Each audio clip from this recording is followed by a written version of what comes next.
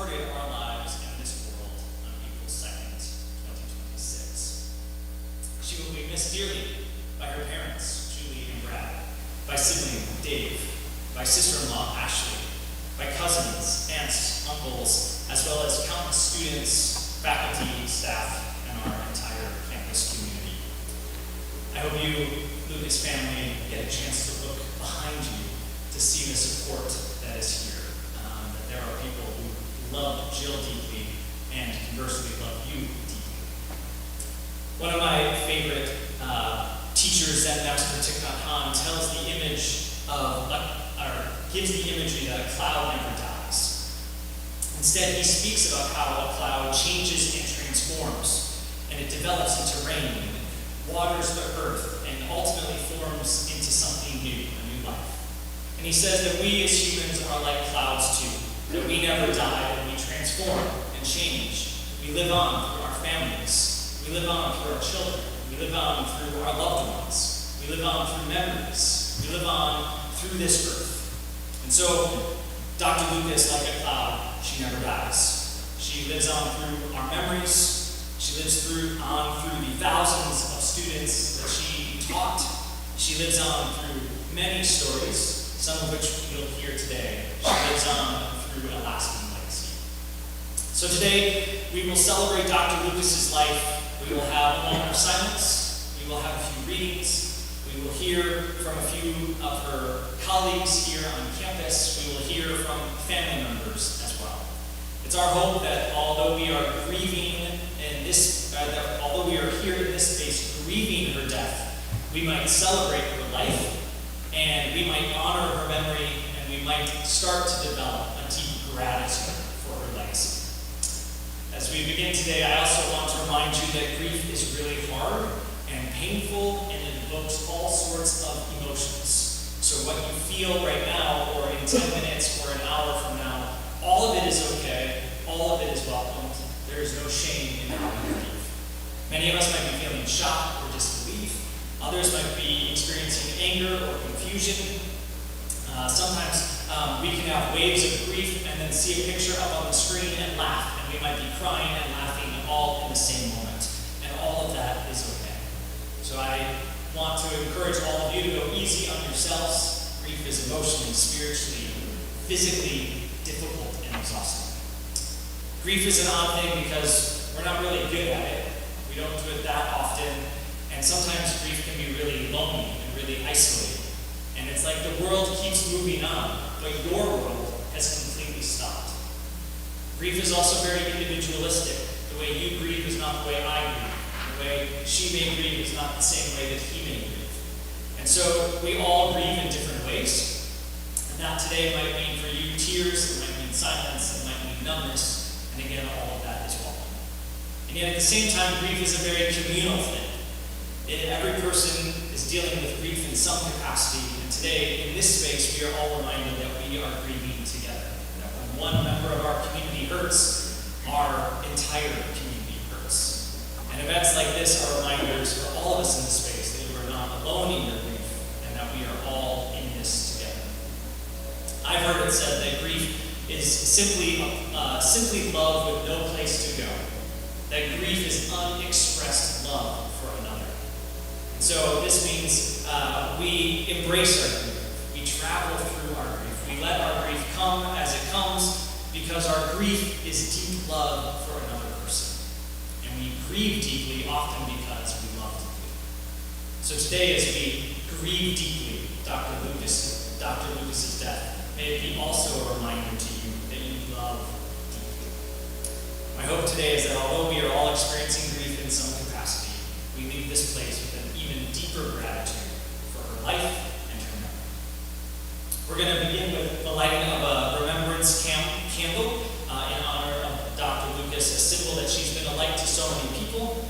After we light it, I will ring a bell to kind of allow us to enter into a moment of silence, at which time you may silently, individually reflect, close your eyes, pray, but we will honor her with a moment of silence together.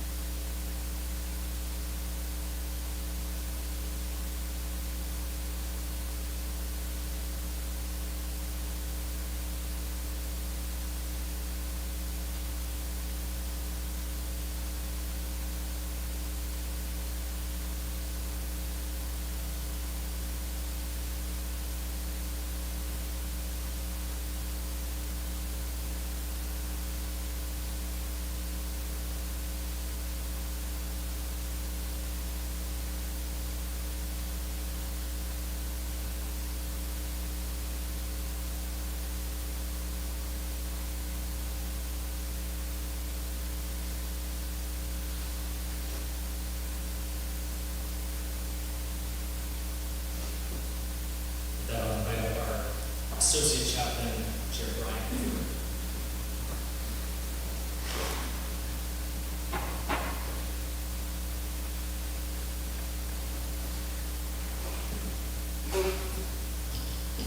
Good afternoon.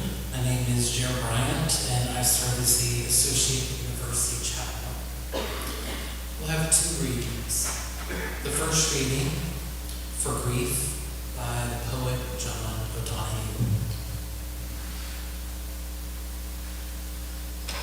When you lose someone you love, your life becomes strange. The ground beneath you gets fragile.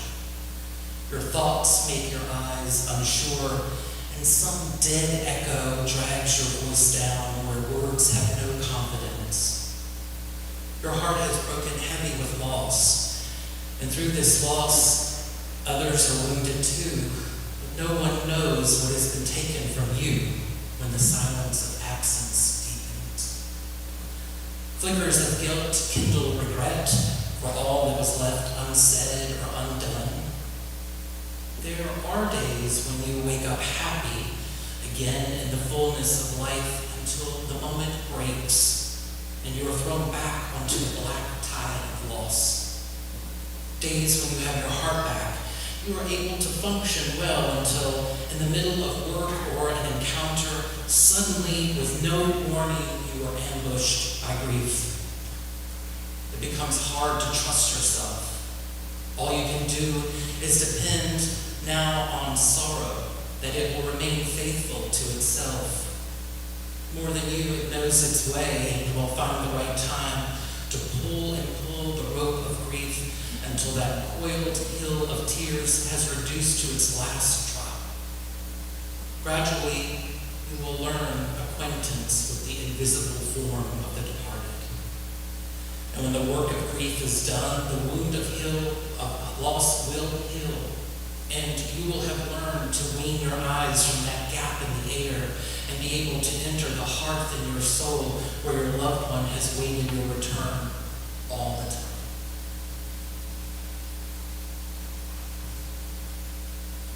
The second poem is one of my poems called On Grief. Green leaves go orange, then brown. Tea steam fades into nothingness, which of course is everything. Summer to fall and winter, but soon spring and rebirth. This is the way of the world, the coming and going. See the butterfly there, black caped and blue gems. Once it was that, now it is this. Radiantly reaching towards heaven, always becoming he and we, always transforming. The empty space is not so empty, and the memories of the mind become heart's home. Nothing is ever lost, from cocoon to wings, from earth to pure land. All soars in beauty, coming, going, becoming.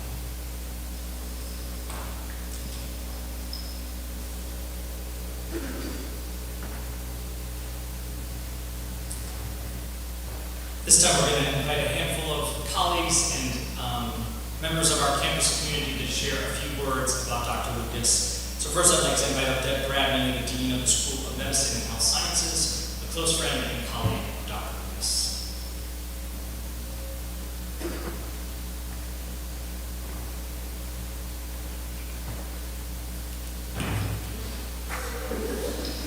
There's a bit of a stare here. As was already said, I'm Debbie Bradley, and I have had the opportunity to work with you, and I'm going to maybe pause it, I'm so sorry, for the past 13 years. And it was really hard for me to plan what to say today. I struggled. And as others, we wrote multiple versions. But I heard one of my favorite songs from Wicked, For Good, and I think I'm not going to sing, I promise that. I promise you that. That people come into our lives for a reason, and they leave an impression, right? So I'm going to share what she meant to me, the faculty, and the students, because we're all cheering, right? So first, one of Jill's greatest talents was to actually see a person. And in the past month, I've heard so many stories, and students, thank you for sharing, about how she would check on them if they were sick. She would greet them at the door individually by name. And she even tried to ask questions in Spanish to one of our international students. I'm not sure how that went. But she wanted to learn everybody's story. Excuse the I apologize. But she reinforced for me the power that teaching is about connection. I just learned, helped a student with her bridesmaids measurements, and actually talked about the wedding after. It was not uncommon for her to look up game or race results so she could celebrate with the students all the time. She would also cheer for the Wingate test. My husband said I need to explain what that test is. It's a 30-second high-intensity test. And another colleague said it's pedal till you puke. And so I talked down the hall from her. She was so loud in this test, and the students could attest to that. She was in their face, cheering for every student. That's an hour and 15 minutes that I got to hear her, which was an honor. But during one of the classes, during one of the tests, one of the students slipped on the floor, and she said, and I quote, "The timer is still going." She did ask if she was okay. I don't know. She also said during one of those tests, she turned to another student and said, "Are you sure she's an athlete?" But the students shared that they loved how much she loved Pi Day, and that she secretly, or not so secretly, judged their pies. She loved Fat Bear Week. They loved their fun facts. And perfect timing. And they loved her shoe game. That was very common too. The other thing, when I think of Jill, the thing she taught me was the power of a gift. If you ever got a gift from her, it was for you. It was definitely for you. She would remember something you said 6 months ago that you wanted, or 3 years ago, or one of her favorite things she wanted to share with you. And not only did she take the time to plan it, but it was beautiful. It was wrapped to perfection, which I don't do. But it was perfect for you, and she really saw you. And that was the gift that she gave. During the athletic training interviews, we asked, what are 3 words that describe you? And she loves this. So I asked the students and the faculty the same question. So I'm going to share what they said. The students said, funny, sarcastic, giving, brilliant, quirky, caring, compassionate, energetic, dependable, supportive, understanding, patient, thoughtful, and intentional.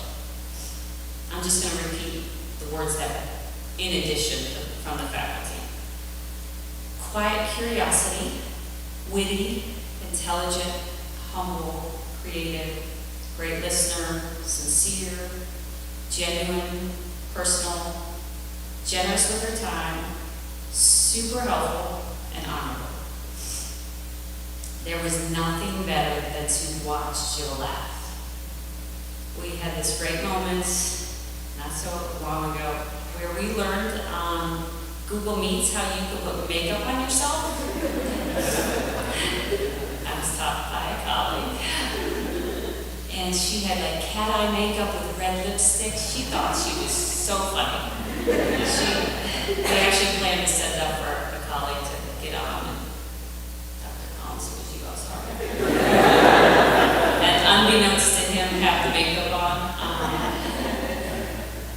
there's also something to be said about the little giggle she would give when she thought it was a funny joke, maybe you missed it. But she had a great time, and she would have a little giggle. But based on all the things that, the stories and memories, she has changed us for the better, and will be missed. Amazing.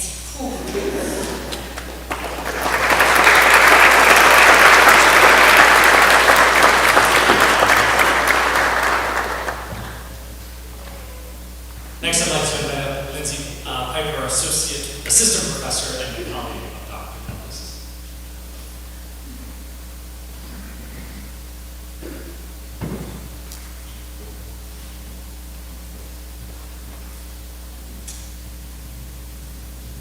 I met Jill more than a decade ago when I was on her search committee. So technically, I met her first through a phone interview, and then in person when she came to Lynchburg for her campus visit.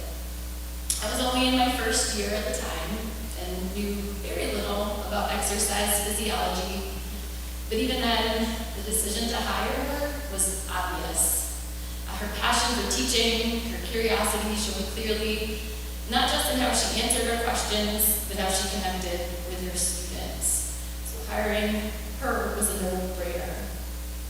And Jill was known for many things: her love of books, starting the Furman Institute of Running and Scientific Training, her dry humor, proudly claiming an office in Estrogen Row, her thorough reading of every EPC proposal that ever came forward, her willingness to tolerate dogs when necessary, always knowing what was happening around campus before formal announcements were made, her mentorship and attendance at the softball games, and not least, her excellence in the kitchen. Jill showed her love through cooking. She made treats for the people she cared about. Lemon bars are a fan favorite, but for me, her chocolate chip cookies with the sea salt were absolutely the best. And as I've been thinking about Jill, I wanted to share a few anecdotes, or ingredients, if you will, or a kind of recipe to try to capture the essence of Jill Lucas. So, step one, find a good book, but good luck finding one that Jill hadn't already read. Reading was one of Jill's favorite things. Early in our time at Lynchburg, we were in a book club together. It was less a formal book club and more a group that gathered for food and conversation. Jill always brought the best food, and Jill always read the best book. The only one who did, even when it was about the mating rituals of lobsters. Every year for her birthday, I would buy her a book, I would find one that had only been out for a month, but inevitably she would have already read it. But of course, she was too nice to say so, and I would only find out months later. Reading was a great joy. Step two, share your passions with others. Jill had many passions, from do-it-yourself projects to finding a good sale to hiking. She changed her porch at her home from what she called a, quote, cotton candy orange to a beautiful screened-in space. But one of her biggest passions was for teaching. Jill loved teaching, and her students loved her. We would often take walks around the Dell, and every time, without fail, with every lap, students would stop her, shout, "Hi, Dr. Lucas," and wave frantically to make sure that she saw them. In these interactions, you could tell that her students not only cared for her as a professor, but deeply respected her. And it was equally apparent that Jill cared for them as well. As another example, I was always in awe of Jill during the Student Scholar Showcase. Most faculty mentor a handful of students.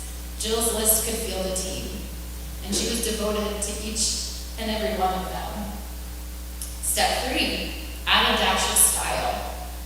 I always went to Jill for fashion advice. The last time I asked for advice was about buying a pair of frothies.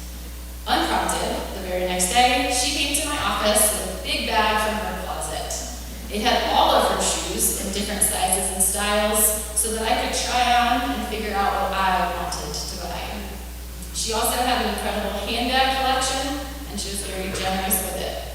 When anyone needed to step things up a notch, she would loan them out without hesitation. It was just who she was, kind, caring, and always in style. The final and most important step, be loyal. Jill was the most loyal friend I've ever known. She showed us in many quiet ways by making treats, ensuring that every person's birthday or milestone was properly celebrated with a card signed by everyone in the office, often with flowers, sending thoughtful gifts, or helping out whenever asked. When I first became a parent, I struggled to balance my new responsibilities. Jill was there for me at every turn. She watched my kids, JT and Lucy, several times when they were babies, even changing diapers and walking them in circles until they fell asleep. She would give me a much-needed break with the stroller as we walked the Blackwater Creek Trail. She would take a turn being doused in a splash pad so that I didn't have to. Jill also gave my kids her full attention as they got older, listening intently as they shared the details of their lives, treating things like who won the tug of war at field day, as if they were the most important news in the world. My kids loved Dr. Jill, as they called her. Jill and Lucy bonded over Halloween costumes, and Jill especially delighted in Lucy's brainstorms and happily helped her think through how to paper mache her costumes. When I moved away from Lynchburg last year, Jill made sure the distance didn't matter. She regularly reached out to share what was happening at campus, what was going on in her life, and to check in on me. It was proof that her loyalty wasn't tied to proximity, but tied to people. The last time I saw her was when she visited me in North Carolina, and it was a great visit.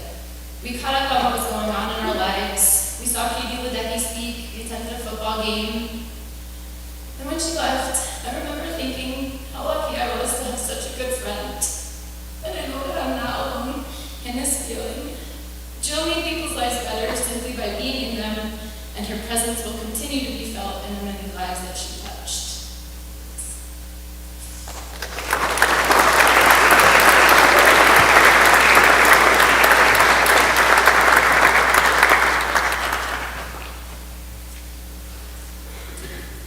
Next up, we're going to hear from Natalie Deacon, our associate head soccer coach, who's also mentored by Dr. Lucas.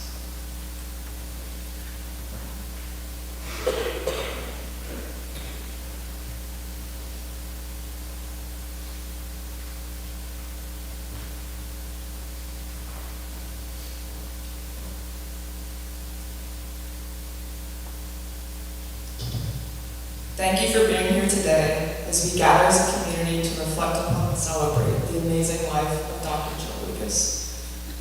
My name is Natalie Beasley, and I've had the incredible privilege of interacting with Dr. Lucas since the fall of 2013, when we both arrived on this beautiful campus. First serving as my professor, and then for the past decade as a peer coworker intern. Her steadfast joy and caring presence has left a true impact on all of those around her. The authentic kindness, generosity of spirit, and enthusiasm that I experienced as an 18-year-old exercise physiology student in her early years of teaching has only multiplied in the time since. The students that I interact with on a daily basis truly love Dr. Lucas, and it has brought me joy over the years to see them build meaningful relationships with her, value her, and respect her for being an amazing professor, mentor, and role model. Every time I encouraged one of them to go speak with Dr. Lucas about a poor test performance, lack of understanding, or career question, they always returned to me and shared that not only did Dr. Lucas help a lot, but more importantly, she also seemed to care a lot. Those that interacted with Dr. Lucas on a regular basis intuitively understand that she was not necessarily dealt an easy hand at life.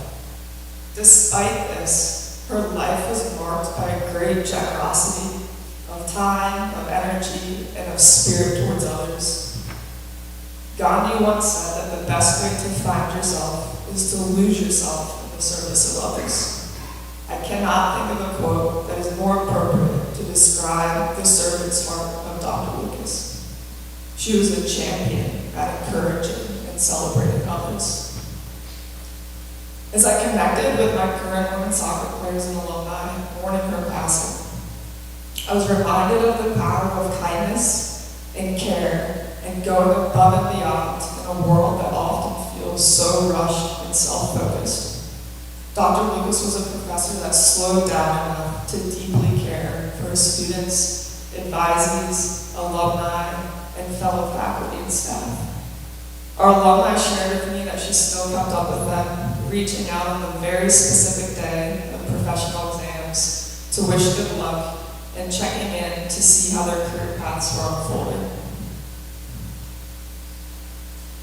For me personally, the day after my wedding, in my mailbox was a card from Dr. Lucas, signed, and just knew that she knew the date. For me personally,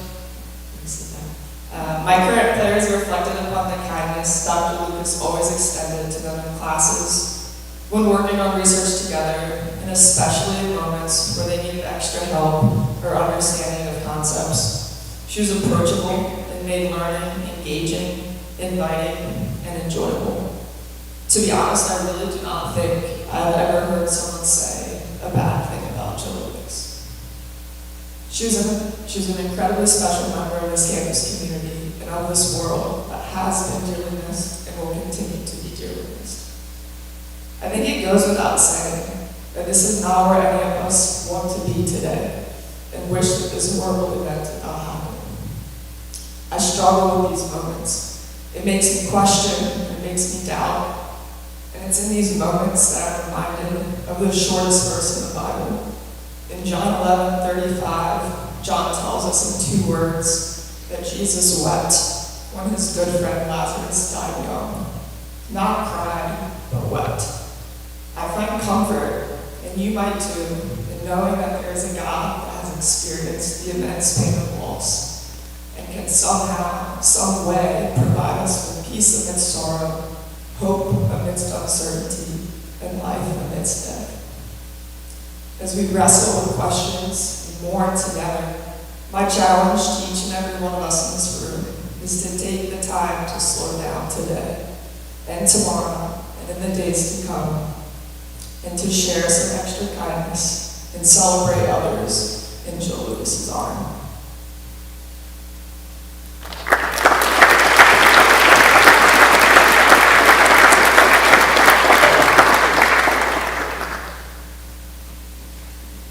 So I'd like to invite up one of our ex-Phys alumni and an MAST student of Dr. Lucas.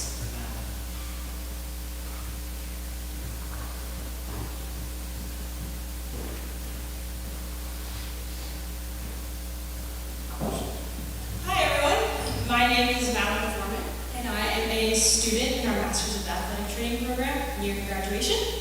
And I had the privilege of having Dr. Lucas as one of my professors during my undergraduate years in exercise physiology.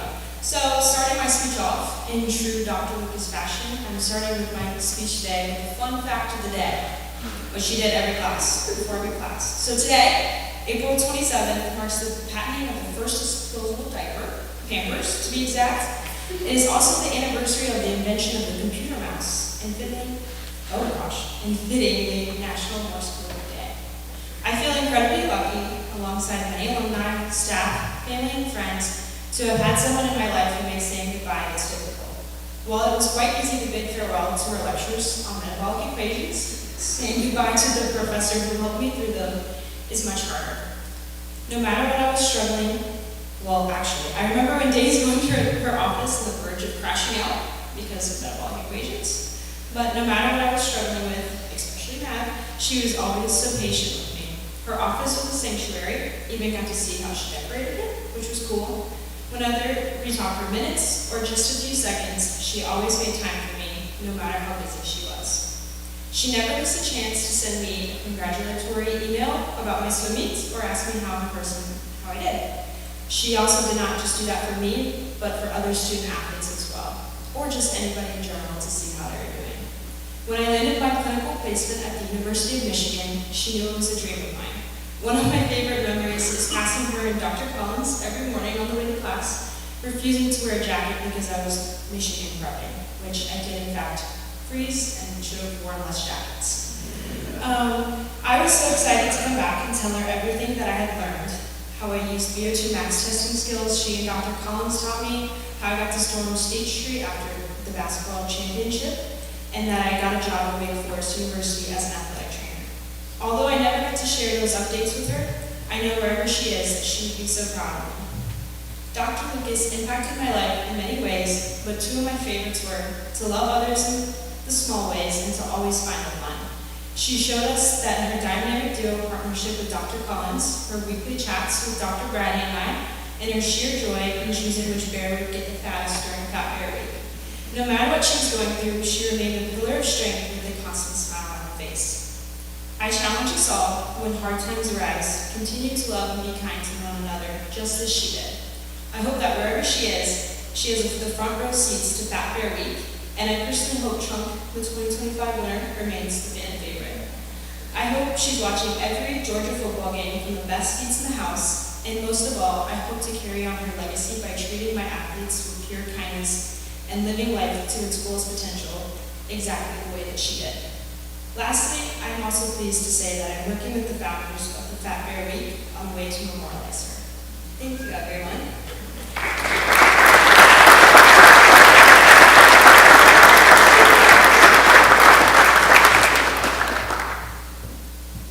Finally, I'd like to welcome up Mason, a former student, down please.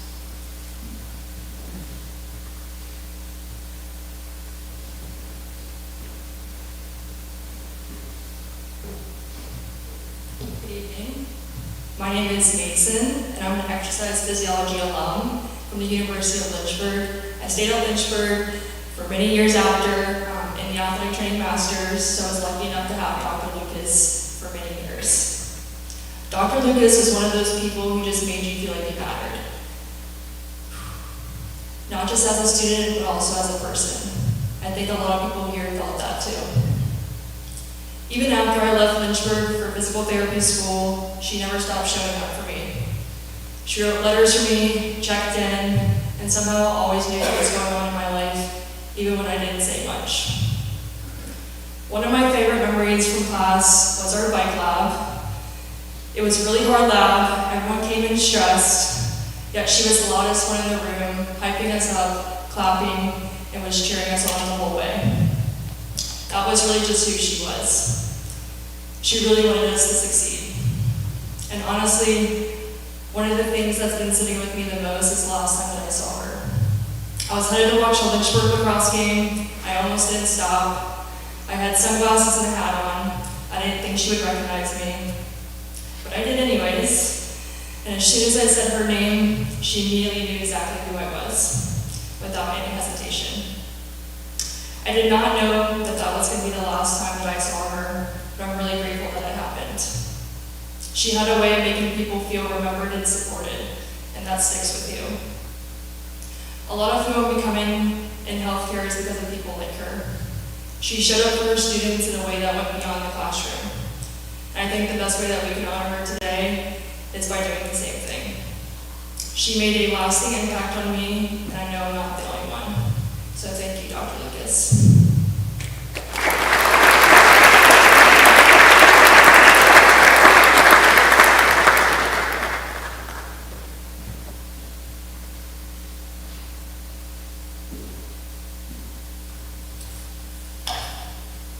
We're going to move into a well-known Jewish litany that has some tradition here. We've done it several times. I'll end each sentence with, "We remember her," and then you collectively out loud will say, "We remember her." In the rising of the sun and in its going down, we remember her. In the blowing of the wind and in the chill of winter, we remember her. In the opening of buds and in the rebirth of spring, we remember her. In the blueness of sky and in the warmth of summer, we remember her. In the rustling of leaves and in the beauty of autumn, we remember her. at the beginning of the year, and when it ends, we remember her. When we are weary and in need of strength, we remember her.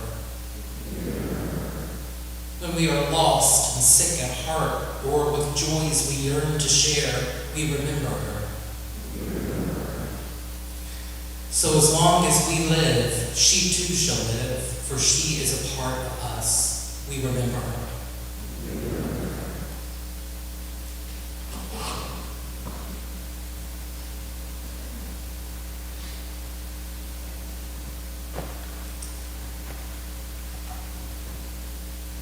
We have two tangible ways that we are going to invite you to remember her. One of which, as you just heard, that Dr. Lucas loved Fat Bear Week. So we have some colleagues and students who are working with that organization to possibly figure out a way that we could honor Dr. Lucas. But some of our faculty would like to announce specifically for our students this little bear, as you can see. For finals week, a little bit of fun to honor Dr. Lucas. For those of you who are students and in Turner, our faculty will be hiding hundreds of these little mini Fat Bears all over Turner. Classrooms, who knows where they will show up. But for you students in the coming week, as you are stressed with exams and a little overwhelmed, we hope these moments of you finding a little fat bear may remind you of Dr. Lucas, bring you a little joy in your life. The second tradition that we'd like to invite you to participate in is taking a black bracelet on your way out. In many traditions, wearing a black bracelet after someone dies is a reminder of a couple things. One, it's a reminder to you that you are grieving. It is a reminder to you that you have grief and that you loved someone deeply. And in many other traditions, it's a reminder outwardly when someone else sees a black bracelet on your wrist that those individuals know that you are grieving, that you are experiencing deep loss. When my mother died a few years ago, a friend here on campus gave me a black bracelet and gave that exact description to me, and I wore it. And he said, oftentimes on the anniversary of someone's death, on the year anniversary of that person's death, you can remove that bracelet as a symbol of you are entering into a different season of grief. I am wearing mine over 3.5 years later. So we invite you, if you so choose, at the end of the ceremony on your way out, we have a bowl of black strings. You can take one of those, tie those on each other's wrists. You may wear those. Nothing special about them. They're not blessed or anything like that. They're just black strings. But you can take one, tie that on a colleague or friend, and if you so choose on the year anniversary, if it doesn't fall off naturally, you can take that off to kind of symbolize your new season of grief and how you might remember Dr. Lucas. With that, I'd also want to have, we're going to enter into 2 more reflections about Dr. Lucas, both of whom from her family. So our first will be Brad Lucas. He has recorded his speech, so he will record that, and then we're going to invite up Dave, Jill's brother, and he will come up and give his final reflections as well. So hear these words from Mr. Lucas. Good morning, everybody. My name is Brad Lucas. I'm Jill's father. I would like to thank you all for being here and helping us celebrate Jill's wonderful life. We also want to say thank you to the countless number of people who have reached out with cards, emails, texts, notes, postings on the university website, and many other messages of support and love for Jill. All of the support, the messages, the stories, the comments, the flowers, and the help we have received has truly touched our hearts beyond description, and we sincerely appreciate it and love all of you for it. I'd like to take a few minutes and talk about Jill from my perspective as her dad. Having a son 17 months prior to Jill's arrival really got the old dad thing kicked off and rolling fairly well. If I was asked, I would have told you that parenting was really pretty simple. Dave was an easygoing old guy, a good baby, and he loved Joe Valentine's Day. Jill came along and life all of a sudden got quite interesting. I will never say that Jill was a difficult or challenging baby, but she was very different in many ways from her brother. Fiercely independent, competitive, and all woman pretty much describes her from the very beginning. The habits were established early. Her brother was her best friend. Her mom was her sanctuary. And her dad was the tool that she could use whenever she wanted. I wouldn't have had it any other way. We left the cold winter of Northern Illinois when the kids were 2 and 3 and settled in Southwest Florida for the next 19 years. I really think both kids love being raised in a warm climate and quickly adapted to embracing the outdoor activities. Jill's true personality developed very early. She needed to be first in everything. Even going for a walk or a bike ride with the family, we knew who was going to be at the point. Very competitive and not afraid of any challenge. Both kids love to read, love to be physically active, and they truly felt our home was their comfort zone. I'm fairly certain that Julie and I both would object to the teaching box for Jill really early on. I loved her interest in my woodworking and my home improvement skills, along with my healthcare construction occupation. We've done countless projects together. She contracted and managed many renovation projects in her house. One time she was getting bids on some electrical work, and the contractor she liked the best gave her a bid of $1,600. That was just more than she could afford. I told her the first sweet talk guy and tell him how much she really liked his company. And then how much she could afford his labor cost. I got one of those old dad speeches, and she really had been in it. He came back at $900, and that changed her whole attitude about grocery work. From 5 years old, both kids participated in multiple different sports. Dave's interest became primarily basketball, while Jill played a lot of soccer at a variety of different levels. She then added track and field along with cross country in middle school and did that through high school and into college at first. As much as performing well in sports was big for Jill, she really challenged herself to excel academically. She had to keep up with her smart older brother in spite of the age. I really think learning something new was her daily goal in life, and I believe she kind of flatly loved sharing knowledge without being obvious enough. I believe that she was laser focused on obtaining a PhD in XPhil before she even left high school. It was the perfect fit for her. We were not all familiar with Lynchburg College when Jill gave us the curriculum.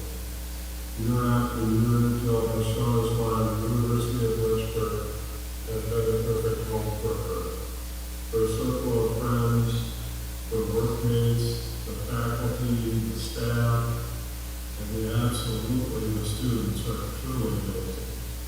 Combine that with her beautiful little home and the neighborhood she lives in. As a dad, I can't imagine a better place for her to be. The outpouring of support from the university and this entire community has literally been overwhelming. It has clearly shown us that Jill was in a wonderful place, living a very happy, fulfilling life. Thank you for giving her this life. When I think about Jill's life and legacy, every emotion tries to surface. We respect so much for how she managed her health issues. She never wanted to hurt anyone, and she wanted it to be very private. She absolutely accomplished those goals. We're amazed by her self-driven perseverance. No matter what,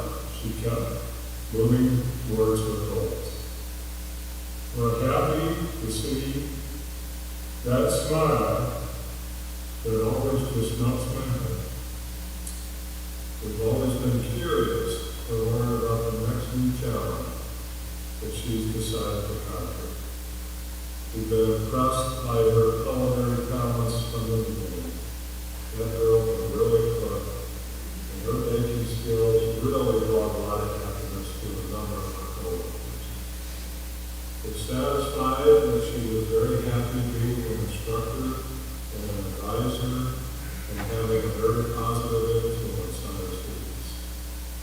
I'm a little perplexed by her desire to have an award-winning shoe and handbag collection. Must be a girl for me. Of course, she's building her a 6-foot wide by 8-foot tall shoe storage cabinet probably contributed to that conversation.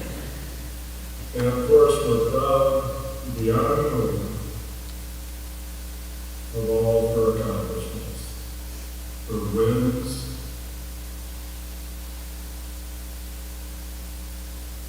her efforts and her losses, her drive to be successful, her drive to teach, and the pride she had in herself. We will forever miss Jill, but our happy memories of her will far outweigh the sadness of her loss. We love you, Jill Park.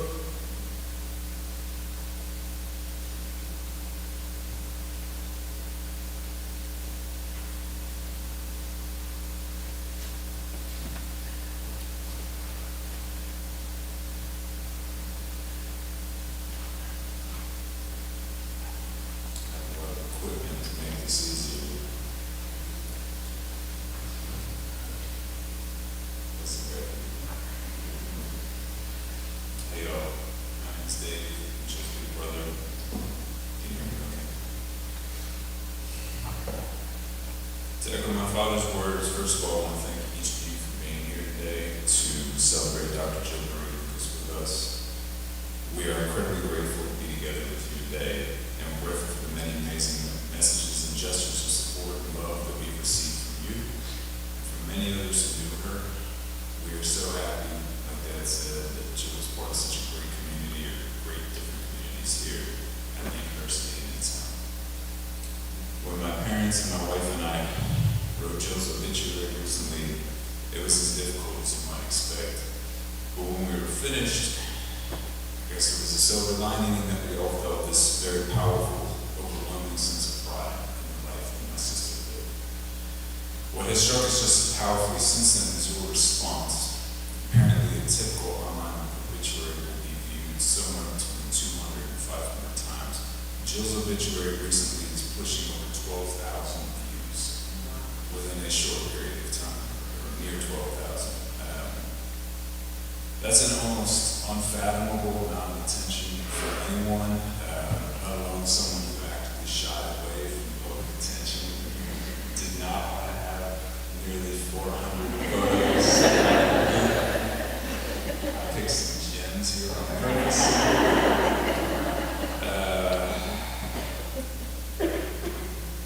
Before her passing, Jill had also earned some big recognitions from the university in the form of both promotion and the university-wide award for excellence in academic advising.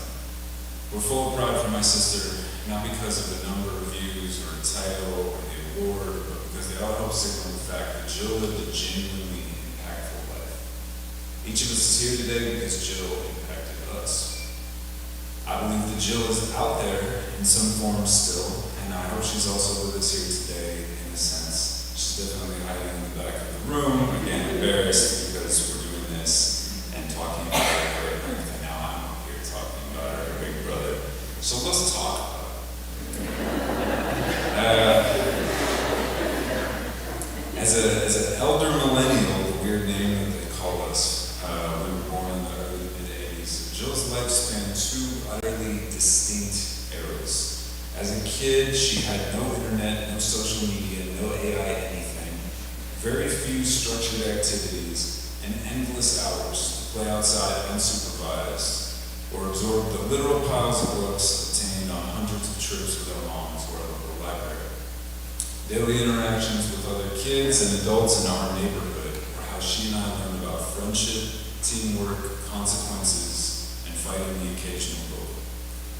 As far as I know, Jill has never actually fought anybody. I can't even imagine that. But as her big brother and self-appointed diplomatic representative, I had a handful of private interactions with a few bullies and creepy older kids that she encountered. Jill's life spanned 2 eras, and so did her personality. In a lot of ways, she was an ideal role model of a modern woman, as she did everything from beat boys in sports to build a successful career as a scientist, to capably wield a very nice chainsaw and power tool she stored in her basement workshop. But I'd argue that Jill's core, her essence, is much more in keeping with the past, or at least with sort of timeless threads that tie together these vastly different eras. Jill's values were classical, her styles traditional. Her ways would be instantly recognizable by a Roman stoic, a medic on a battlefield in World War II, or at Grandma Jean as she gazed out the dining room window at our family farm. Jill honored her commitments. She showed up for herself and for every single one of you. Many of us didn't realize it at the time, but one of the biggest ways she showed up for herself and for each of us each day was by smiling. Jill smiled a lot, she smiled big, and she smiled real, like a little kid being presented their birthday. Many examples. Jill valued her privacy, she valued yours too. She didn't waste her time together with complaining, with nosiness, with playing politics. Those of us close to her sometimes wish she'd actually share more of herself, of her inner world, but this is only because we knew it was so rich. Jill was even private about her humor, although I'm glad to say I read a bunch of the student comment cards where you wrote the 3 words to describe her. I'm happy that funny was listed a bunch of times because my sister was hilarious, but she often kept that to herself in a way that I don't think anyone I've ever known did. One of her biggest secrets, or maybe not so big secrets, I'm happy to hear, was the frequency with which she would slip subtle, bone-dry jokes into her class lectures and present them with just utter deadpan ignorance. I had a lot of conversations with Jill over the years, especially on I think Wednesdays, Thursdays, if I remember right, in a lot of semesters, when she'd call me and she'd say, I don't even think they get my jokes. They like the other obvious fun stuff I do, like the fact of the day, and where we can, we scream at them when they're doing community tests, things like that. But no one even reacted at my amazing joke that I put into the lecture today, or the department meeting, or whatever. And so, of course, I'd ask, and she'd tell me the joke, and she'd usually have to explain some kind of scientific context so that I could understand the joke. But then, I would get it, and we would crack up for way too long, like little kids, because sometimes her jokes were legitimately amazing. And also because it just turns out life is really fun when you're just being silly and no one notices. It's just, I really think she actually became more esoteric on purpose in burying the jokes in there because she got a sick pleasure out of that. Regardless of the private nature, Jill's loyalty was fierce and it was complete. If you were Jill's friend, you were gifted a deep well of thoughtfulness and care. She loved her impromptu chats with you in the hallways, or in your offices, your homes. She loved speaking to your kids. She stood ready to do you favors without keeping score, and she had a long memory for your good moods, but a very short one for your bad moods. She also got really excited, as you've heard, about any opportunity to bake you cookies or treats, and she had some real bangers of recipes. I know all this because I was lucky enough to be Jill's first friend. And I've been on the receiving end of that loyalty since around the time I learned how to walk. It has never wavered. I do not exaggerate it. I cannot think of a single time my sister's loyalty to me wavered. No matter our typical sibling bickering, the many miles forced between us at various points in adult life by school or jobs, or by the innumerable hours grumpiness and grunge music that I forced upon my sister during our hour-long car rides each day to and from high school in the 1990s. By the way, I was also probably the first recipient of Jill's baked goods. She used to make me a childhood recipe of Kraft macaroni and cheese with a huge handful of grapes put in it. Just grapes, big grapes. She made me try that a lot of times. She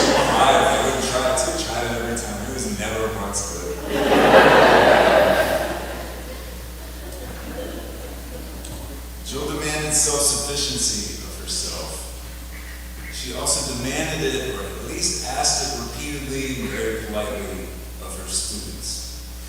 Dr. Jill, Dr. Lucas put much effort and a bit of twisted enjoyment into creating quizzes and tests that challenged you.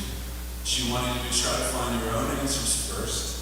She had a knack for understanding the potential in each of you and pushing you to grow. Dr. Jill also saw each of you as a human being first. And one of her great pleasures was watching you overcome your uncertainties, find your way, and succeed in any aspect of your life. Jill didn't shy away from hard work. She had such a voracious appetite for learning and self-improvement that I, as a brother, found it often annoying. When she was in middle school, she was becoming a very skilled soccer player.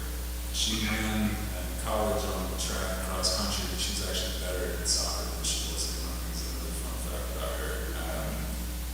When she was in middle school, yeah, she was becoming really good, but we both kind of had this vibe that she could be better. So one day I made an announcement that forever changed one of our main backyard activities. Instead of just casually passing the soccer ball back and forth for a bit, it was now to be an endless penalty shootout. I'm the keeper, you're the striker, this is the tiny goal. Let's go. And so multiple times a week, it turned into about an hour or more of nothing but her shooting penalty kicks against me. And at that time, I hit a growth spurt. I was in high school, so I was bigger, faster, stronger, and I was often merciless to her. I'd stop almost every one of her shots, and I'd kick it way over her head, so she had to run through the neighbors' yards. She grumbled at me, but she didn't back down at all. And before long, I noticed, without wanting to tell her, that she'd become more aggressive and a better shooter, more accurate, more powerful than most of the high school guys I was playing with. She started making a lot of shots. I had to use increasingly thick goalie gloves to prevent her from injuring my hands. But this was not enough for her. She had by this point become such a student of the game that we started having these detailed discussions about how she should be looking at my shoes before each kick so that you could see the wrinkles in the leather and discern my weight distribution so that she could figure out an edge about which way I was likely to go. Jill loved being a scientist and enjoyed research more than I'll probably ever understand. But her natural home was definitely the classroom. And my family is so full of joy and pride that she succeeded in becoming Dr. Jill, being here with you, and inspiring the types of memories that are on all those beautiful cards that you put for us. Jill didn't care where any of you came from, and you were students or college. She didn't care where you came from. She didn't care what your pedigree was. She didn't care what your supposed ceiling was. She was there to see you grow, to help you grow, and occasionally to force you to grow or yell in your face about how you should grow. She wished passionately for you to become more curious, more brave, and more appreciative of extremely overweight bears on the internet. Fat Bear Week was her annual fall semester soap opera, equal parts hot dog eating contest, beauty pageant, and wrestling tournament. Regardless of who you voted for, in bears or politics or life, Jill was kind and consistent, with utter consistency. She crafted a life rich with the sophistication of simplicity. She didn't clutter or needlessly ornament her days or her deeds, though she did keep them well seasoned with her particular flavor of endearing weirdness. She made sure friends and colleagues got home safe, and wore appropriate shoes to important events. She never made pie with artificial filling, and she only used good butter for the crust. She never once ever scrolled on her phone absentmindedly while talking to you. She was the coolest little kid, always down to help him bury Dad up to his knees or his neck at the sand at the beach, or to do a flip off the diving board in front of everyone, or to spend hours helping set up very elaborate backyard recreations of that big obstacle course from that old show, American Gladiators. She would have been the coolest old lady for sure, with bags and coats in every color and like 12 Christmas trees in her house. She gave you space and pace to be yourself. She was an open-minded woman who gave herself no option when it came time to be brave or moral. She was Jill. Thank you.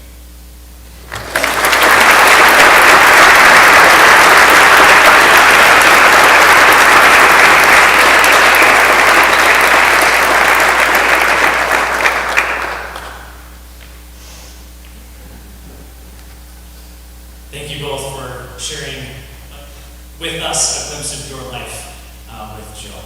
I want to quickly invite up Dr. Chip Walton, our interim provost and chief academic officer, for a quick announcement.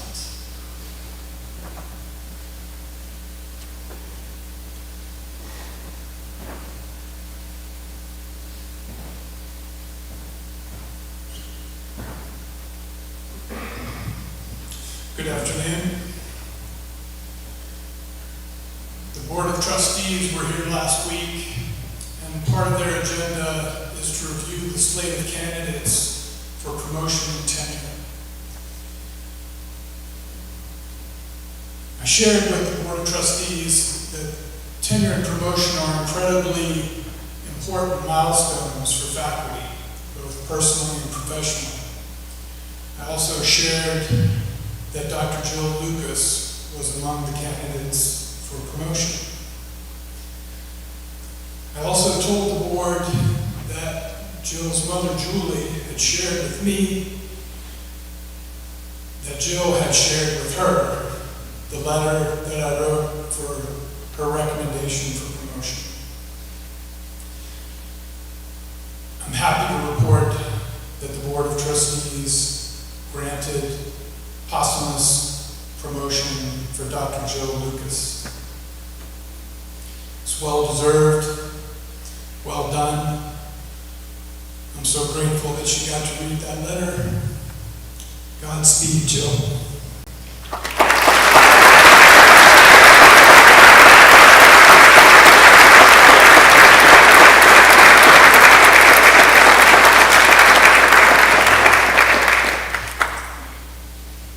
As we end today, on behalf of Jill's family and the university community, I want to thank you again for being here.